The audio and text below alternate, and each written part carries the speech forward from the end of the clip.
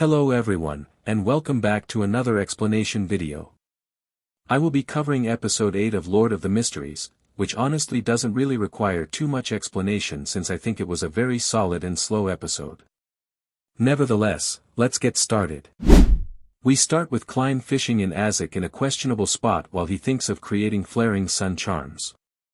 He got the knowledge from when he looked at the eternal blazing sun in episode 6.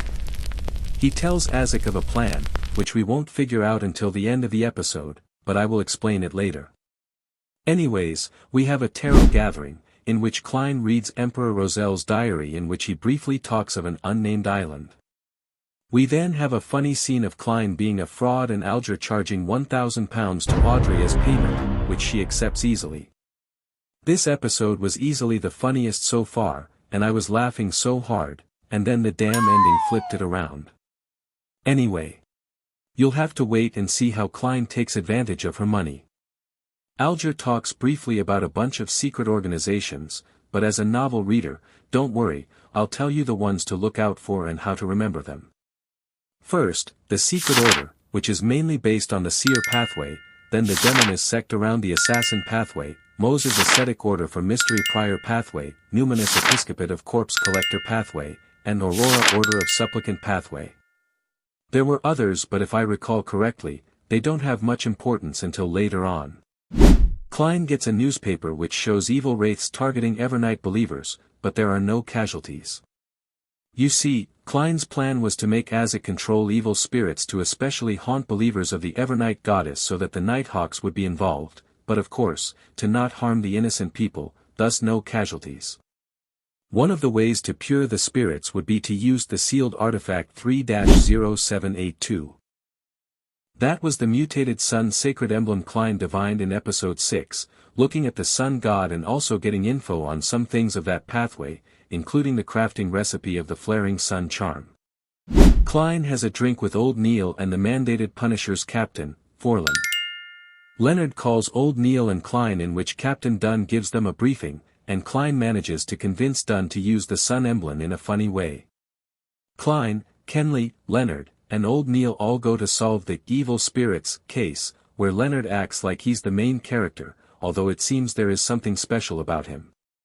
After some people get possessed and start acting weird, Klein sends the spirits off. They fake doing a ritual, and afterwards, we see Forlin following Megos in order to track down Lenivus, who is suspected to be a Beyonder. Later, Klein is asked to divine the cause of the spirits and he sees an inverted mausoleum, which normally relates to descendants of Death.